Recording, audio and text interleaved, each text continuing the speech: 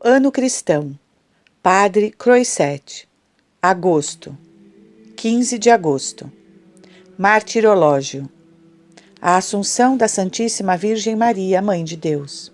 São Tarcísio, acólito em Roma, na Via Ápia, ao qual encontraram os pagãos, levando o Santíssimo Sacramento. E ainda que procuraram indagar o que levava, nunca o quis descobrir, tendo por coisa indigna entregar margaridas a porcos. E antes quis ser morto às pedradas e a pau. Os sacrílegos perseguidores não acharam em suas mãos, nem no vestido depois dele morto, nenhuma partícula do sacramento. Os cristãos recolheram seu corpo e deram-lhe honrosa sepultura no cemitério de Calisto. Santo Alípio, em Tagaste de África, foi primeiro discípulo de Santo Agostinho, depois companheiro seu na conversão, colega de episcopado, segundo nas contendas com os hereges e, por último, participante da glória do céu. Santo Arnulfo, bispo e confessor, em Soissons, França. O trânsito de Santo Estevão, rei da Hungria, em Alba Real, cuja festa celebra no dia 2 de setembro. Santo Stanislau Kostka, polaco, da Companhia de Jesus em Roma, do qual, vivendo com inocência de anjo, em pouco tempo completou uma carreira de muitos anos, e Bento XIII pô-lo no catálogo dos santos. E em várias partes, muitos outros santos mártires, confessores e santas virgens. Demos graças a Deus. Assunção da Santíssima Virgem. Enfim chegou, caríssimos irmãos meus, diz Santo Agostinho, este dia tão venerável para nós. Este dia que excede todas quantas festividades solenizamos em honra dos santos. Este dia tão célebre, esse preclaríssimo dia em que cremos que a Virgem Maria passou deste mundo para a glória celeste. Ressoem por toda a terra os louvores, os festivos clamores de alegria no dia glorioso de sua triunfante Assunção. Porque seria coisa muito indigna que não celebrássemos com extraordinária devoção, culto e aparato a solene festa daquela por quem merecemos receber o autor da vida. Este é um dos mais célebres dias do ano, diz São Pedro Damião, por ser o dia em que a Santíssima Virgem, digna por seu nascimento do trono real, foi elevada pela Santíssima Trindade até ao trono do mesmo Deus e colocada tão alto, junto ao trono da adorável Trindade, que arrebata os olhos e a admiração dos anjos. Na verdade, o mistério deste dia é superior a todas as nossas expressões, e São Bernardo não se peja de dizer que a Assunção de Maria é tão inefável como a geração de Cristo. Pasmado de admiração à vista de uma glória que tem suspensos e como tomados de assombro os próprios anjos, contentar-nos-emos com referir a história deste admirável mistério. A opinião mais recebida na Igreja, fundada na tradição, é que depois da ascensão do Senhor aos céus e da vinda do Espírito Santo, viveu a Virgem 23 anos e alguns meses neste mundo.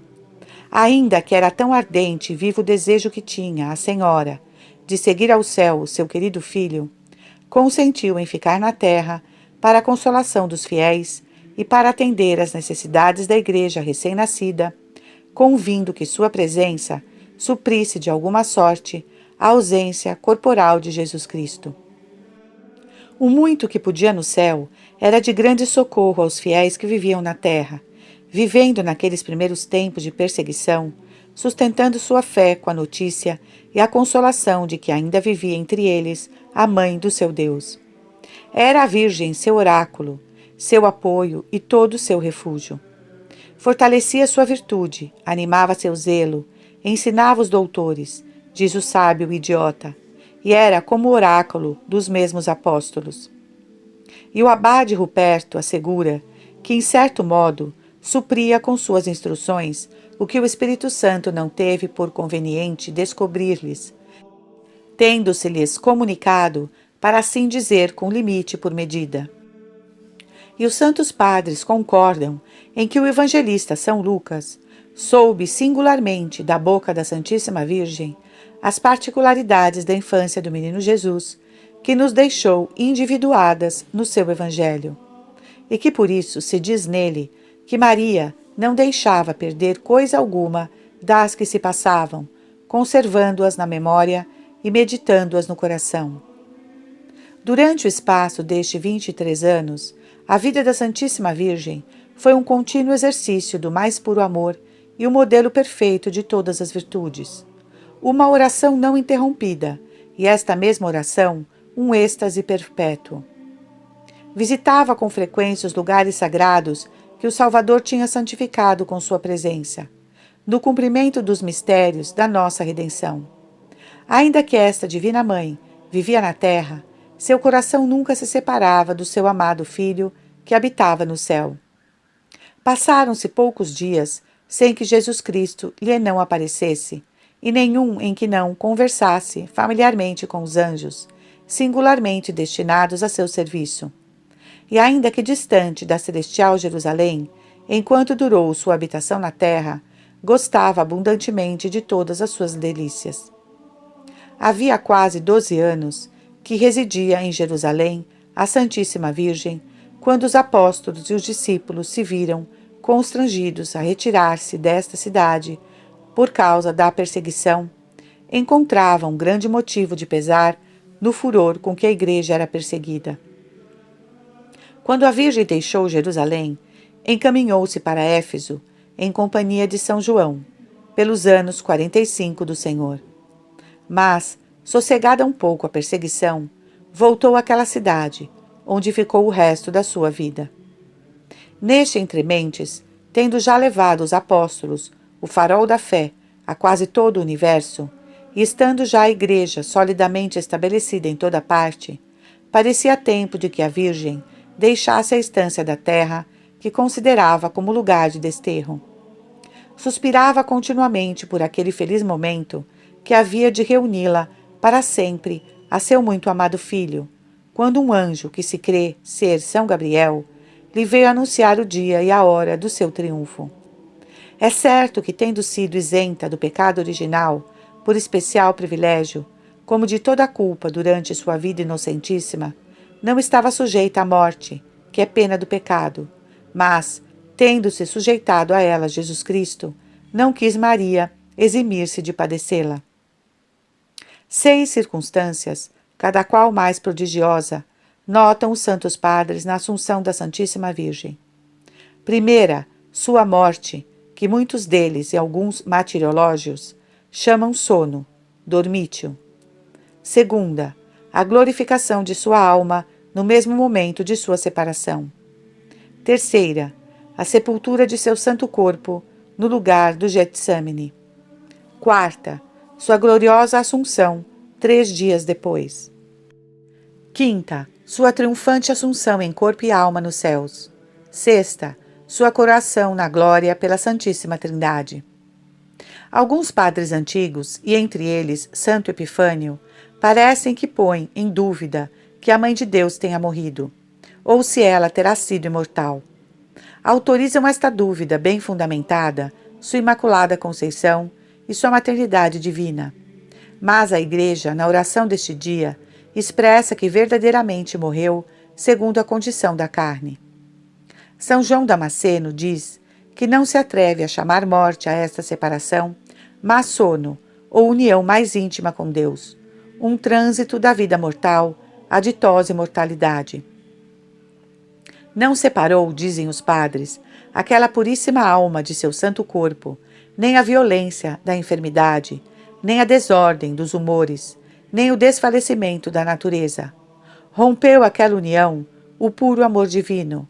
A obra sua foi a morte da Virgem.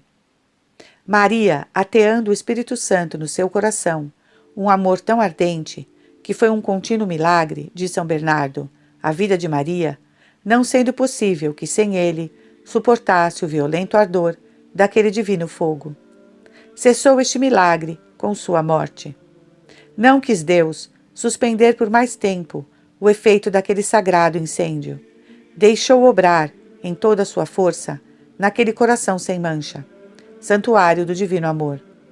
Não pôde, naturalmente, resistir por mais tempo a seus esforços, e, consumido pela violência daqueles divinos ardores, terminou sua dor tão santa vida. Ou não havia de morrer a Santíssima Virgem, ou havia de morrer de amor. Achava-se, porventura, em Jerusalém, na casa do cenáculo, divulgada por entre os fiéis a notícia de que a Mãe de Deus estava a ponto de os deixar para ir empossar-se do trono glorioso que seu querido filho lhe tinha preparado na celestial Jerusalém. Não é tarefa de fácil execução expressar os contrários afetos de gozo e de dor que, ao mesmo tempo, se apoderaram de seus corações. Por uma parte, consideravam-se em vésperas de se verem separados de sua querida mãe, que era todo o seu apoio e consolação. Por outra parte, reconheciam que ia ela unir-se a seu bem-amado no céu, onde seria sua advogada junto de Deus e toda a sua confiança. De todas as partes acudiam os fiéis para receberem sua última bênção. São João, como sagrado depositário daquele tesouro, não se apartava um instante de seu lado, solícito como nunca de prestar todos os deveres de filho à melhor das mães. Estava recostada a Virgem em um humilde leito. Daqui consolava os fiéis que se achavam presentes, dando novo alento à sua fé e exortando-os à perseverança. Quando, por um santo prodígio, só dela conhecido, todos os apóstolos e alguns dos discípulos que andavam espalhados pelo mundo se achavam milagrosamente trasladados ao quarto do cenáculo para tributar os últimos respeitos à Mãe do Salvador. São Dionísio Areopagita, que se achou presente, nomeia São Pedro, supremo cabeça dos teólogos, a São Tiago, irmão do Senhor, aos outros príncipes da hierarquia eclesiástica e a outros muitos discípulos dos apóstolos.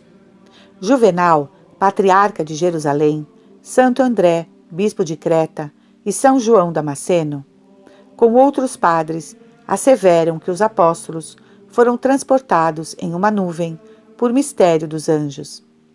No tratado da morte da Santíssima Virgem, atribuído a São Meliton, bispo de Sárdica, disse que a senhora tinha na mão uma palma que o anjo lhe havia trazido quando veio anunciar-lhe o dia e a hora de sua morte. No entanto, acenderam muitas velas os circunstantes. Todos se desfaziam em lágrimas, consolando-os a todos a Santíssima Virgem.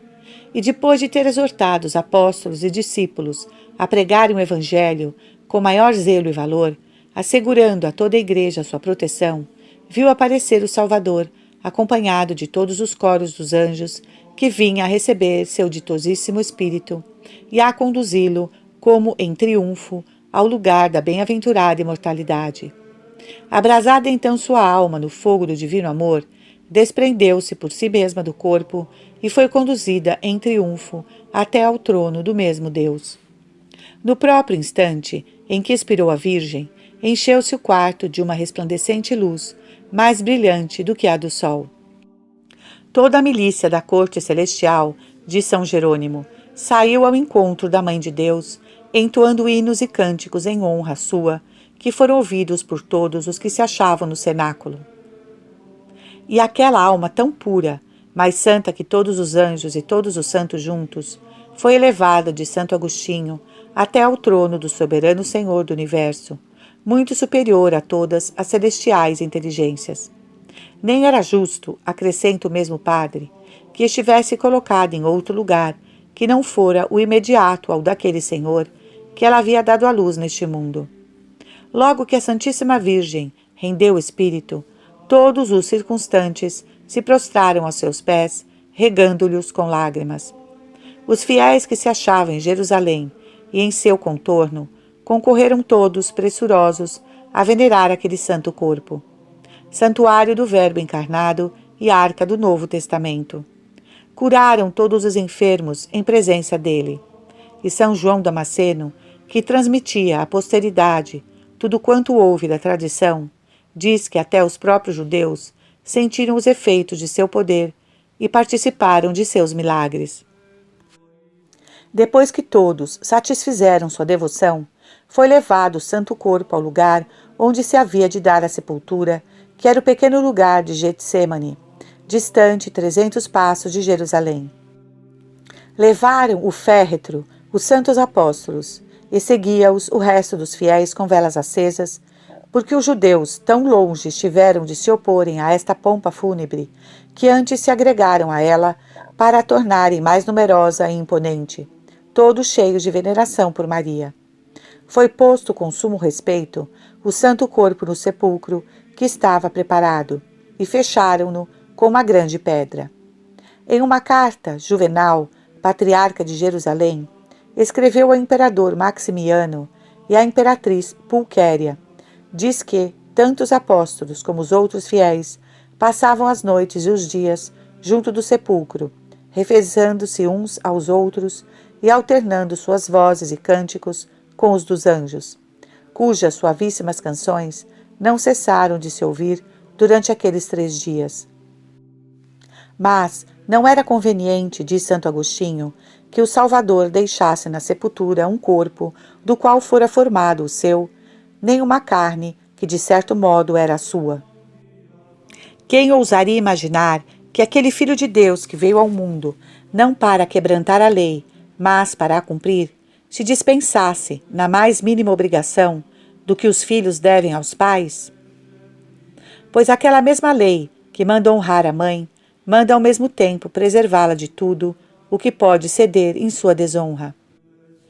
Pode Jesus Cristo, prossegue o mesmo santo, eximir da corrupção o corpo de sua Santíssima Mãe. Quem se atreverá, pois, a dizer que o não quis fazer? É a corrupção do corpo, opróbrio da natureza humana. Olhou a Jesus Cristo com horror e, por conseguinte, o mesmo parece que deverá sentir dó de sua mãe.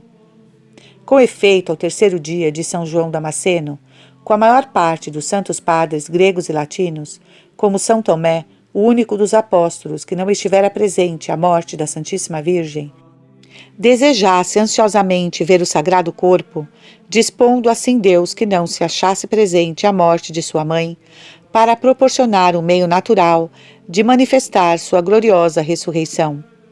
Parecendo justíssimo aos demais apóstolos dar-lhe esta consolação, abriu-se o sepulcro. Mas ficaram todos gostosamente surpreendidos quando só encontraram dentro dele os lenços e os vestidos, com que o santo corpo havia sido amortalhado, exalando de si uma fragrância extraordinária. Diz São Damasceno, tendo cessado ao cabo dos 3 dias a música dos anjos. Assombrados à vista de tão grande maravilha, cerraram o sepulcro, persuadidos de que o Verbo divino, que se havia dignado fazer-se homem e tomar carne no ventre da Santíssima Virgem, não permitira que seu corpo ficasse sujeito à corrupção, mas sim quis ressuscitá-lo 3 dias depois de sua morte, e antecipando-lhe a ressurreição, o fez entrar triunfante na glória. Este é o comum sentir da Igreja, como todos os anos o publica no ofício da 8ª desta festa. Por isso, diz Santo Agostinho, expondo aquilo do Salmo 25, que aquele corpo santo em que tomou carne, o divino Verbo, não se podia crer que fosse entregue como pasto aos vermes e à podridão, causando horror só o pensá-lo. Diz São Damasceno, explicando o profeta, quem não vê, diz que a ressurreição de que fala o profeta é a do Salvador e a da Santíssima Virgem, aquela arca misteriosa que encerrou em seu seio a fonte da santidade? Quem poderá compreender, exclama São Bernardo, a glória com que subiu ao céu a Santíssima Virgem? Com que rápidos de amor lhe saíram ao encontro tantas legiões de anjos? Com que afetos de respeito e de veneração? Com que cânticos de alegria? Nem houve, nunca no mundo, triunfo mais glorioso, nem se conheceu dia tão célebre de São Jerônimo como este dia, em que a Virgem foi elevada aos céus. Atrevo-me a dizer, exclama o bem-aventurado Pedro Damião, que pondo de lado a divindade, a pompa e o aparato da Assunção de Maria, foi maior que o da Ascensão do mesmo Cristo. Pois na Ascensão do Salvador, somente lhe saíram ao encontro os anjos, Mas na Assunção da Virgem, além de todos os espíritos angélicos, o próprio Filho de Deus saiu ao encontro de sua mãe e conduziu até ao mais elevado dos céus.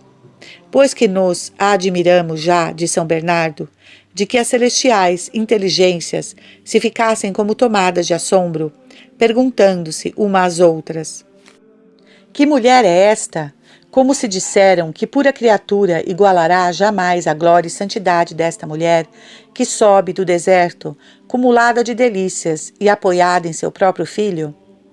A recepção que Salomão fez à sua mãe foi apenas um belo bosquejo, uma obscura sombra de que o Salvador fez à sua.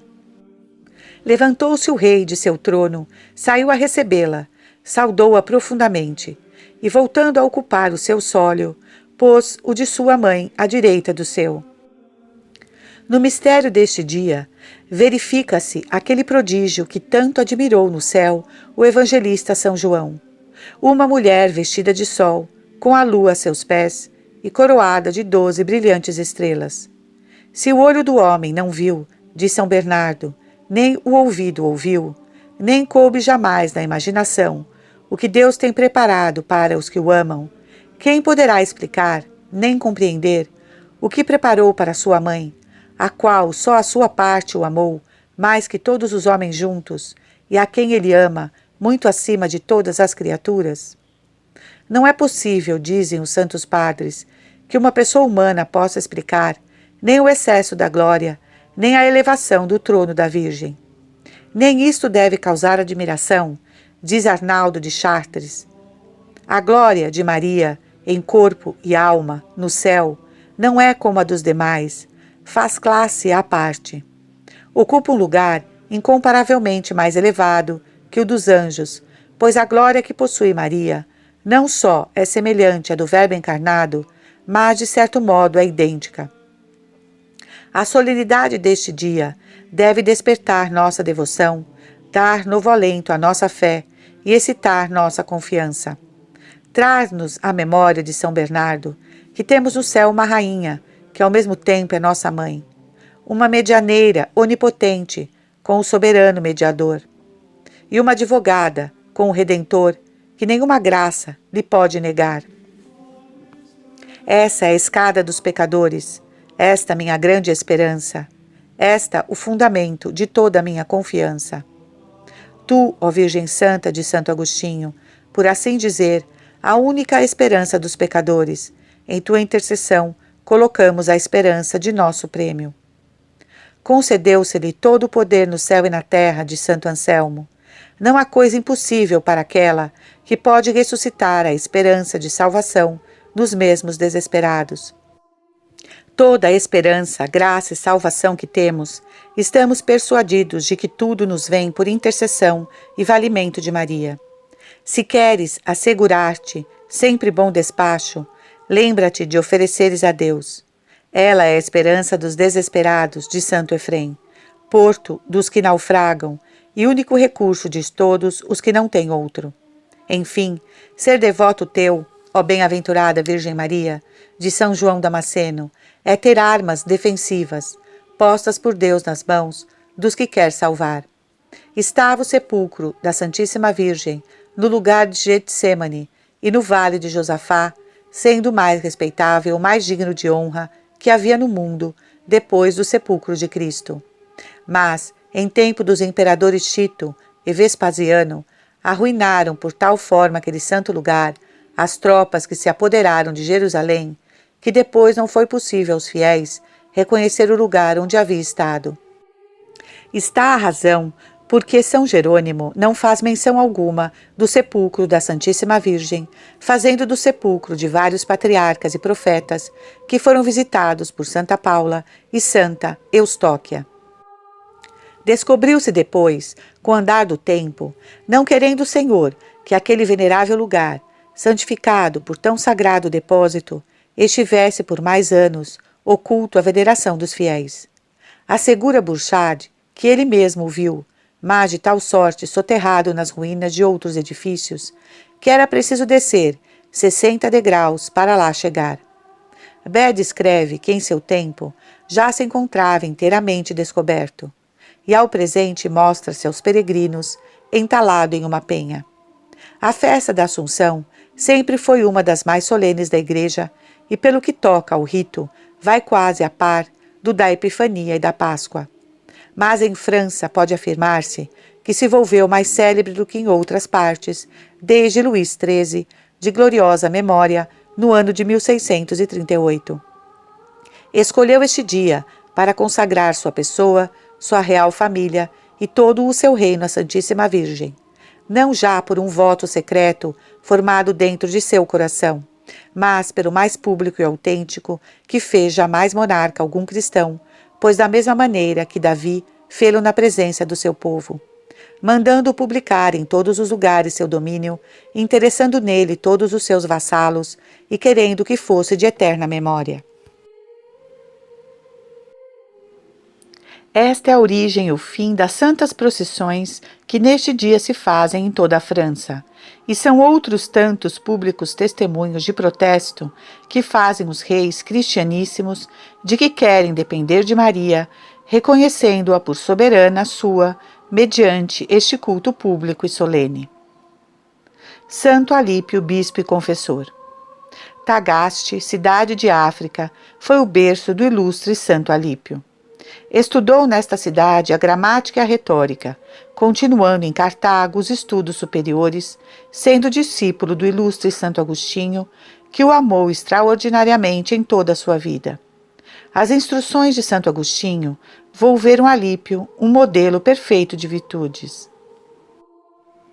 Viveu constantemente ao lado de Santo Agostinho, auxiliando-o no desempenho de suas funções pastorais.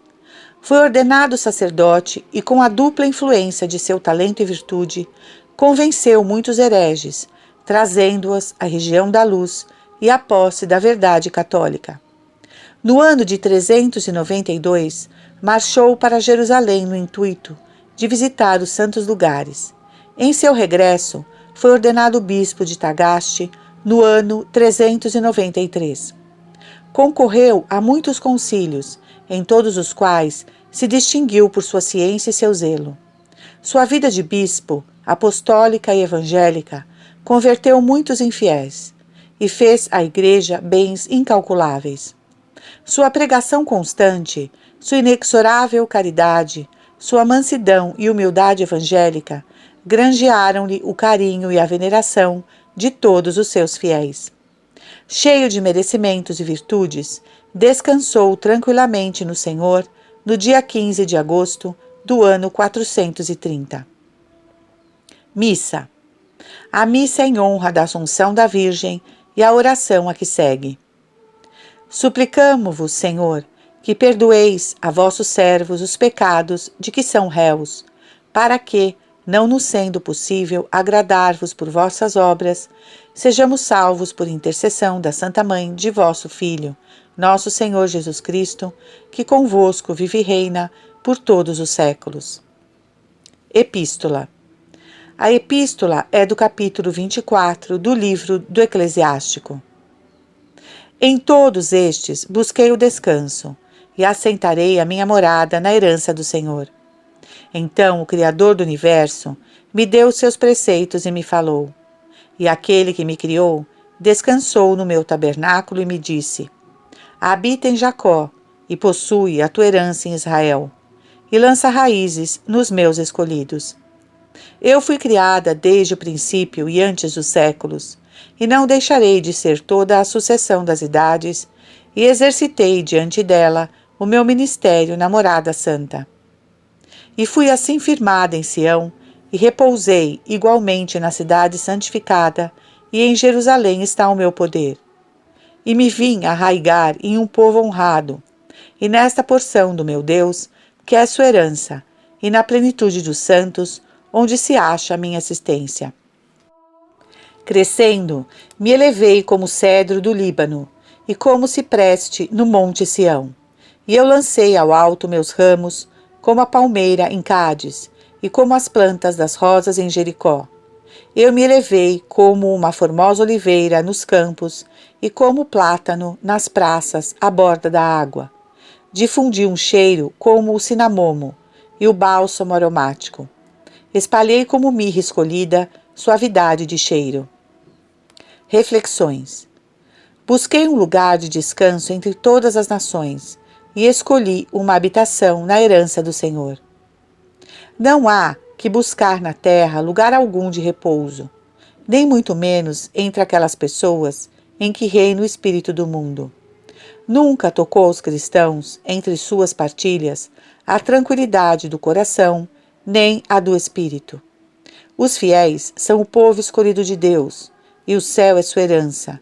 Não podia a Santíssima Virgem escolher herança em outra parte. Tendo sido concebida sem pecado, e toda sua vida um tesouro imenso de graças, de virtudes e de merecimentos, foi sempre o doce objeto das complacências da admirável Trindade. Elevada à dignidade de Mãe de Deus, adquiriu todos os direitos que uma mãe tem sobre seus filhos, e o seu correspondeu-lhe com mais ternura que a que professam os melhores filhos e suas mães. O povo deste é o povo daquela, e os tesouros dele são suas riquezas. Sendo o povo de Deus, povo seu, sua herança, são todos os fiéis.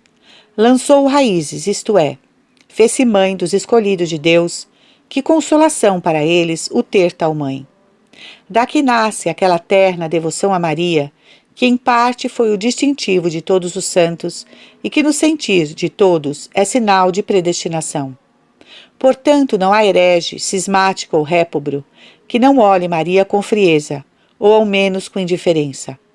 É, na verdade, refúgio e esperança dos pecadores, mas, em rigor, só é mãe dos escolhidos. Estabeleceu-se seu poder na Jerusalém celestial. Nem o Pai Eterno, dizem os padres da Igreja, poderá negar coisa alguma a seu filho, nem o filho a pode recusar a sua mãe. É a distribuidora de todas as graças, grande consolação para seus devotos, para seus fiéis servos e para seus filhos. Foi exaltada como os cedros do Líbano. É o cedro a maior e mais sólida de todas as árvores. Nenhuma pura criatura é capaz de igualar a glória e o trono de Maria. Está assentada à direita de seu filho. É mãe de Deus. Imagina, se podes, dignidade mais elevada. Nem o mesmo Deus parece que possa levar uma pura criatura à mais alta dignidade. A palmeira roja todos os seus ramos ao alto. Nenhum inclina para a terra. As rosas de Jericó são incorruptíveis. As oliveiras estão cheias de óleo, nunca perdem sua frescura. O plátano tem as folhas muito largas, partidas em 5 ou 6 partes, que figuram a mão aberta, e vestem com abundância todo o rocio que recebem do céu. O cinamomo é um arbustinho, cuja casca exala um admirável odor, ainda mais suave que o da canela. A planta que produz o bálsamo é aromática, e a mais fragrante de todas. Sua face semelhante à da vinha, mas sustém-se sem arrimo. A folha é parecida com a da arruda, mas não caduca. O licor que destila solidifica-se em uma massa transparente. Preserva os corpos da corrupção.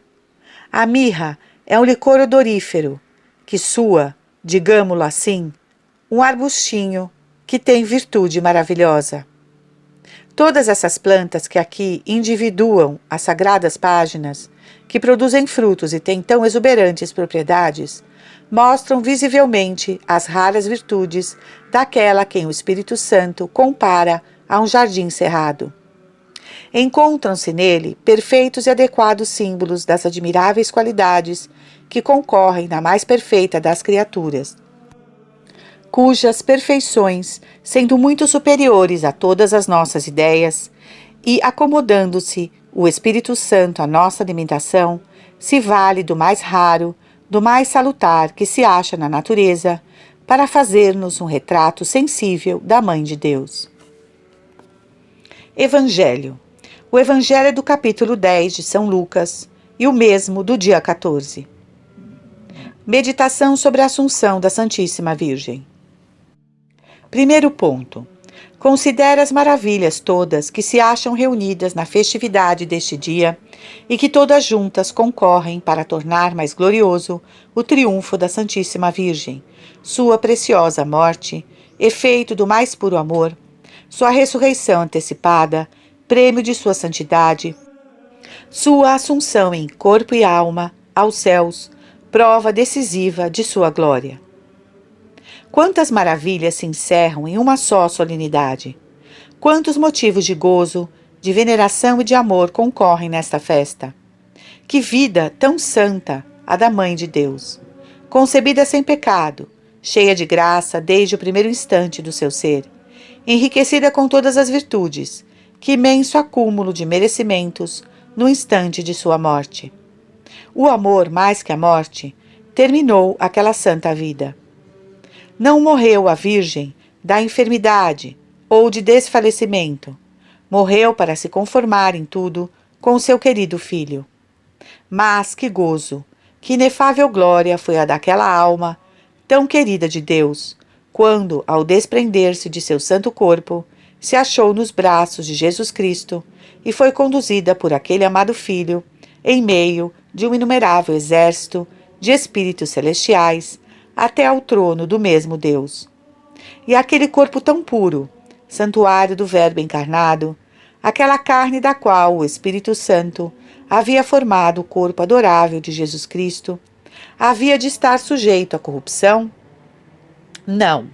Uma relíquia tão preciosa, tão santa, não era para a terra, nem para ser meramente objeto de culto e veneração para os povos. Devia ser colocada no céu. Por isso mesmo é que o Senhor tirou tão cedo aquele sagrado corpo do sepulcro. Morte santa, ressurreição gloriosa, assunção triunfante. Que assunto tão vasto para duas reflexões. Não, o mundo não viu jamais outro triunfo, nem tão pomposo, nem tão brilhante, nem tão augusto.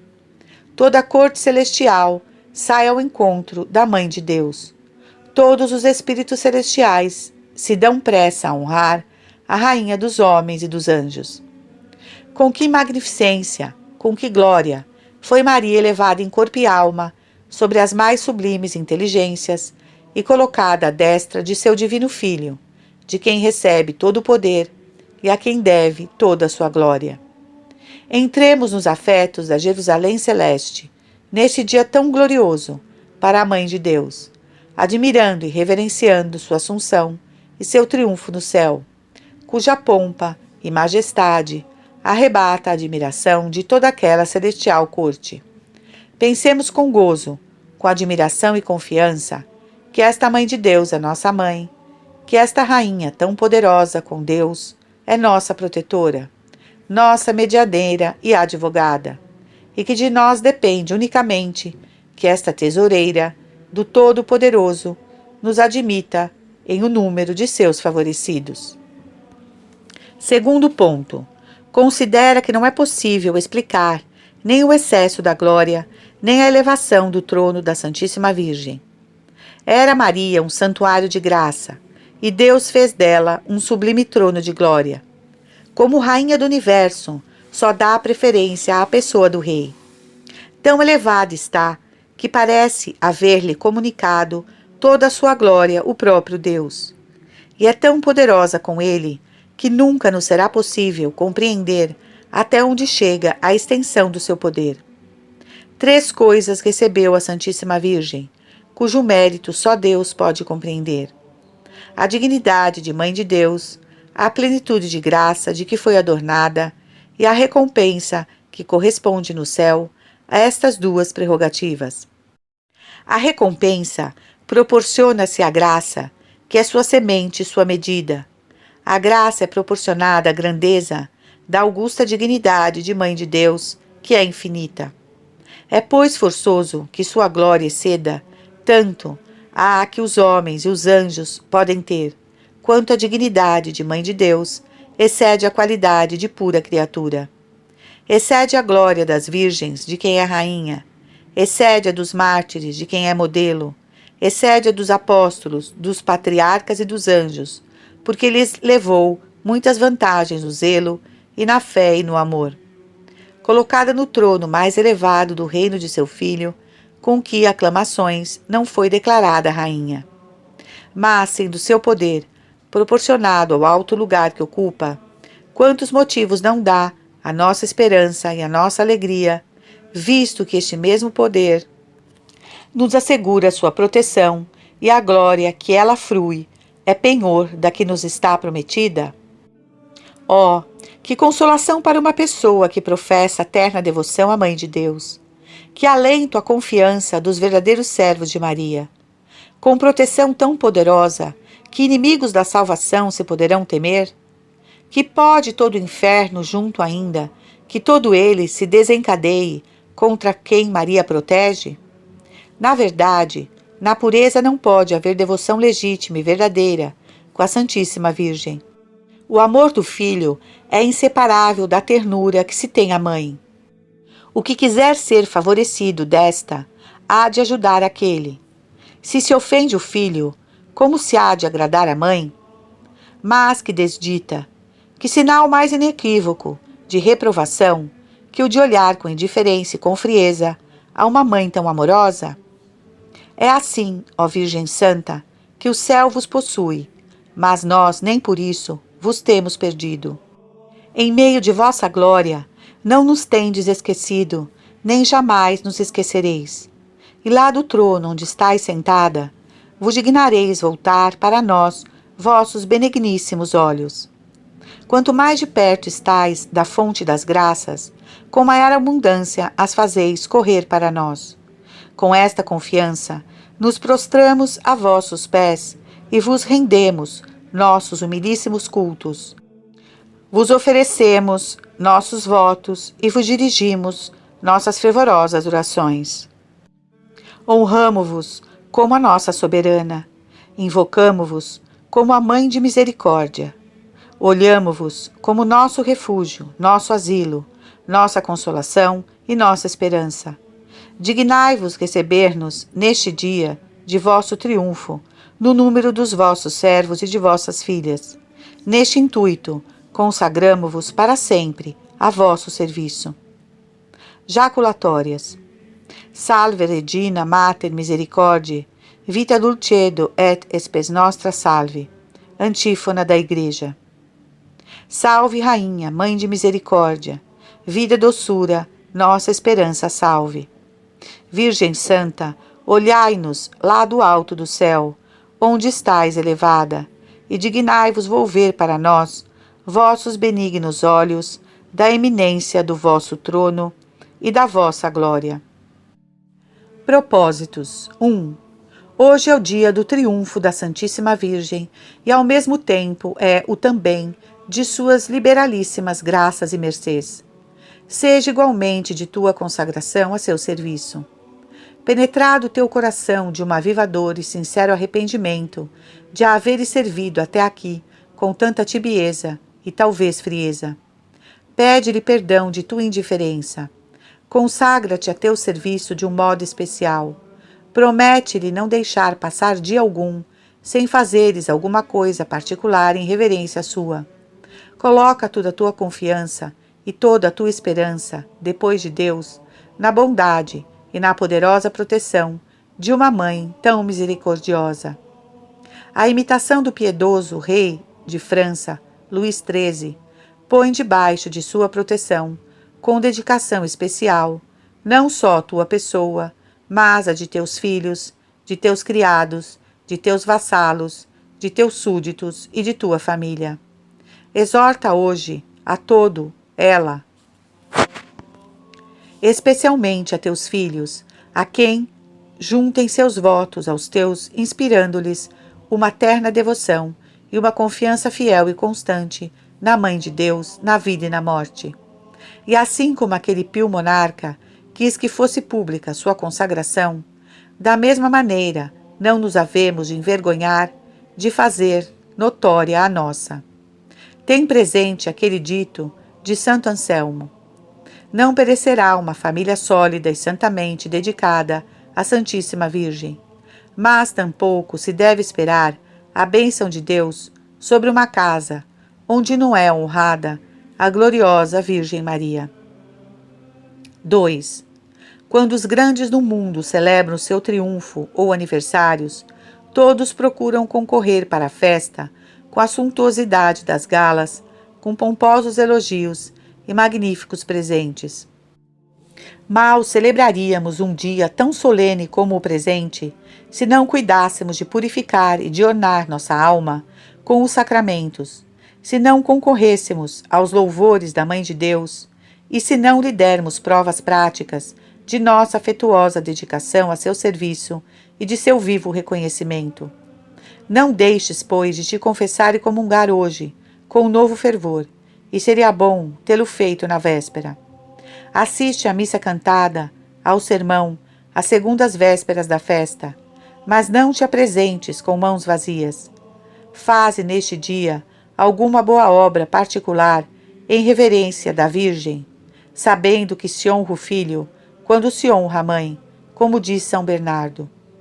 Algumas pessoas piedosas vestem hoje uma donzela pobre, outras mandam a comida aos pobres do hospital ou do cárcere, ou alguma família necessitada e vergonhosa. É esmola muito grata à Santíssima Virgem dar o dote a uma donzela pobre para entrar na religião.